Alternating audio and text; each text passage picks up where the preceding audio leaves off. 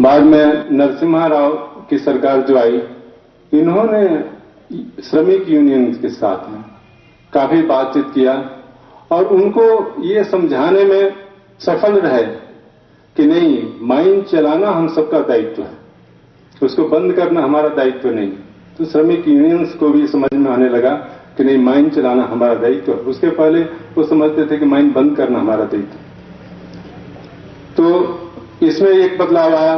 दूसरा बदलाव ये आया कि पहले जो एम्प्लॉयमेंट होते थे, सेंट्रल गवर्नमेंट से बहुत सारे ग्रांट मिलते रहते थे, जितना खर्च करना है कीजिए, सेंट्रल गवर्नमेंट देती रहती थी। वो नरसिम्हा राव के सरकार के टाइम में ये आया कि सेंट्रल गवर्नमेंट अब कोई ग्रांट नहीं देगी, बल्कि जो ग्रांट उन्होंने दिया है आपको, उसको आपको रिफंड करना होगा, उसको पे बैक करना होगा। किसी कंपनी को अब ग्रांट नहीं मिलता है, हमको खुद ही उत्पादन करना होता है, खुद ही पैसा अर्ज करना होता है और अपना खर्चा चलाना होता है। बाद में एक और सिस्टम आया कि ओपन मार्केट, सब जगह का कोयला जो है सब मार्केट में जाएगा। ये वर्ल्ड ट्रेड ऑर्गेनाइजेशन में वो डिसाइड हो गया उधर। तो अब ओपन मार्केट में कोयला जाना है, इसमें हमारा कोयला काफी महंगा पड़ता है। हमारे देश का कोयला ऑस्ट्रेलिया का, अमेरिका का या दूसरे देश जो हैं उनका कोयला सस्ता पड़ता है। ऑस्ट्रेलिया अपने देश से कोयला हमारे देश में डंप करना शुरू कर दिया। कोल इंडिया की पर खतरा मंडराने लगा। यहां के माइंस का कोयला महंगा पड़, यहां का उत्पादन का किया हुआ कोयला भी उनके रेट से महंगा पड़ता था। फिर ये सेंट्रल गवर्नमेंट को रियलाइज कराया गया कि नहीं, अभी ये समय नहीं है जबकि दूसरे देश से कोयला मंगाया जाए, अपनी इंडस्ट्री ठप हो जाएगी। फिर डंपिंग ड्यूटी लगा दिया गया, हेवी डंपिंग ड्यूटी, मैंने टैक्स लगा दिया गया कि यहां से विदेश से कोयला यहां पर ले आएंगे तो उस पर हेवी डंपिंग ड्यूटी लगेगा। अब वो डंपिंग ड्यूटी लगाने के बाद उनका कोयला हमारे कोयले के रेट में या इससे भी थोड़ा सा महंगा पड़ने लगा, इसलिए उनका कोयला आना बंद हो गया, ज्यादा उनका कोयला नहीं आता है। लेकिन ये बहुत दिनों तक नहीं चलने वाला है। इसके लिए ऑलरेडी पहले से एग्रीमेंट हो चुका है और ये जो डंपिंग ड्यूटी है कुछ दिनों के लिए है, हमेशा लागू नहीं रहेगा। उस समय हमारी इंडस्ट्री को फिर खतरा मंडराने वाला है। कारण यह है कि अमेरिका में जो कोयला उत्पादन होता है, एक व्यक्ति 100 टन एक शिफ्ट में उत्पादन करता है।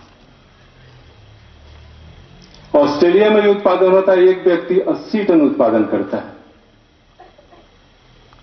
हमारे देश में जो ओपन कास्ट माइंस है 6 टन से 12 टन तक करते हैं अंडरग्राउंड माइंस। उधर SECL, WCL के 1.5 तक करते हैं, लेकिन इधर के वो 0.25, 0.4, 0.5 लेकर के ओवरऑल 0.54 के आसपास में अंडरग्राउंड माइंस का आता है। हमारे माइन का भी 0.54 है जो ओपन कास्ट माइन है। एक आदमी का EMS, earning per man shift, earning per man shift करीब 900-950 रुपए है। अगर एक आदमी 1 टन उत्पादन करता है तो वेजेस कॉस्ट जो है 900-950 रुपये पड़ेगा। एक आदमी का जो वेजेस है वही पड़ेगा उस पर। एक आदमी 1 टन उत्पादन करता है तो वेजेस कॉस्ट 950 रुपया पड़ेगा, जितना EMS है। अगर 2 आदमी मिलकर के 1 टन उत्पादन करते हैं तो 1900 रुपया पर टन उत्पादन वेजेस कॉस्ट हो गया। कोयला बिकता 1000 रुपये में, उन्हें 900 रुपये घाटा पर टन हो जाएगा सिर्फ वेजेस कॉस्ट में, बाकी खर्च अलग है।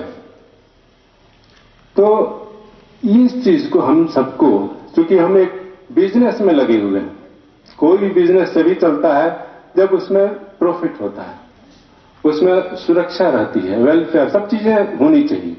वो सभी चीजें तभी होती हैं जबकि इंडस्ट्री जो है सो अपने आप में अपना खर्च निर्वहन कर रहा है।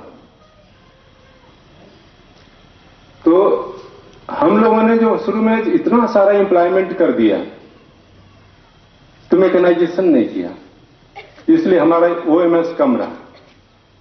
दूसरे देशों के पास में मैन पावर कम था, उन्होंने मैकेनाइजेशन ज्यादा किया। एक आदमी जाकर के मशीन चला रहा है, 100 टन उत्पादन कर देता है मशीन से, तो ओएमएस तो 100 हो गए। हमारे यहां एक लोडर जो है सो 2 गाड़ी भर देता है, बाकी भी लोग हैं, बहुत सारे लोग और भी काम करते रहते हैं, तो ओएमएस 0.5 के आसपास में आता है अंडरग्राउंड का। मतलब कि उसका एवरेज 950 रुपया ईएमएस है यहां पर, अर्निंग पर मैन शिफ्ट। 2 आदमी मिलकर के 1 टन उत्पादन कर रहे हैं, मतलब 1900 रुपया सिर्फ उत्पादन वेजेस कॉस्ट है। ये दूसरे देश का जो 100 टन उत्पादन किए और उनका भी अगर वेजेस इतना ही अगर हो तो 90 रुपया पर टन वेजेस कॉस्ट आएगा। उनका कोयला सस्ता रहेगा, हमारा कोयला महंगा रहेगा।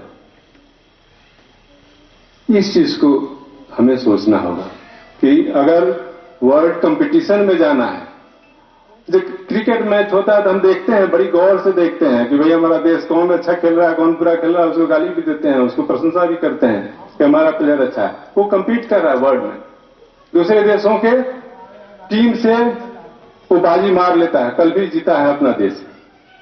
तो हमारा कुछ लोग हैं जो कि कंपटीशन में आगे आ रहे हैं। कोल इंडिया को भी हमें लाना होगा, ये हमारा दायित्व है। जो कोल इंडिया के कर्मी हैं उनका दायित्व है कि हम इसको आगे बढ़ाएं, जहां भी कमियां हैं उसको दूर करें। उसमें अभी बात हो रही थी कि प्राइवेटाइजेशन की तरफ, किसी वक्ता ने बोला था प्राइवेटाइजेशन की तरफ जा रहे हैं।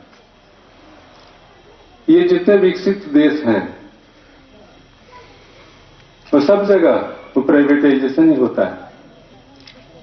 हमारे यहां कोई नेशनलाइज खेती नहीं होती है, नेशनलाइज सेक्टर नहीं है खेती का, सब प्राइवेट काम करते हैं, अपना अपना खेत जोतते हैं। और जब यहाँ जिस देश की आबादी 33 करोड़ थी तो भी खाना पूरा करते थे, आज 100 करोड़ से ऊपर है तो भी खाना पूरा कर रहे हैं, तो प्राइवेट काम करके, जो किसान भाई लोग हैं। लेकिन जिस रेट से इंडस्ट्री का ग्रोथ होना चाहिए उस रेट से नहीं हो रहा है, उसका भी ग्रोथ होना चाहिए। हमारी सोच बदलने की जरूरत है। अगर हमको देश ने इस तरह की व्यवस्था दी है तो हमको भी सोचना चाहिए कि देश के लिए हमें कुछ करना है। हम सबको मिलकर के ये चीजें सोचनी है।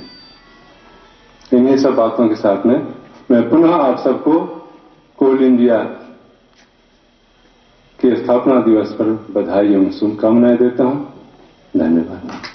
बंधुओं को भी धन्यवाद देता हूं, उनका आभार प्रकट करता हूं कि वो आकर के हमारे यहाँ शारीरिक और मानसिक रूप से अपना सहयोग दिया, इसके लिए मैं बधाई देता हूं। मैं उन सभी महिलाओं को बधाई देता हूं जो मेरे ख्याल से बोकारो जिले में आज प्रथम बार है जो झंडोत्तोलन में इतनी महिलाएं आकर के जमा हुई, इसलिए मैं उनका भी आभार प्रकट करता हूं।